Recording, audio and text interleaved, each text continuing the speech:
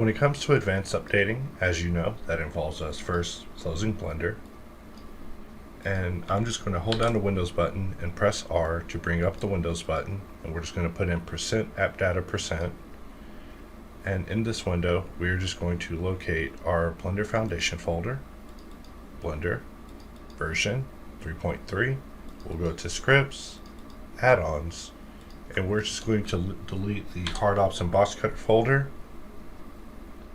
This way is actually safer because it keeps your preferences intact versus us actually having to remove the tool. As always, I have to be patient and allow it to finish its operation.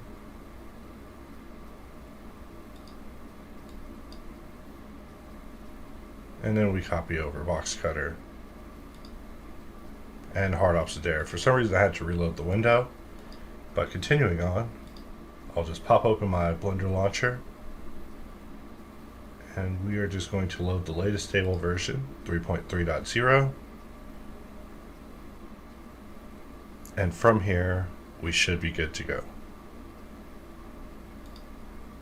Of course, we can Control-Shift-O and reopen exactly where we were, but if we click on the button, we see that we are using 987_33, the current version, and if we press Alt-W and we scroll this top bar, we see that we're using 719.14. And with that, we have updated HardOps and Boxcutter without having to mess up anything. In fact, to test that out, we can Control-N, make a new file.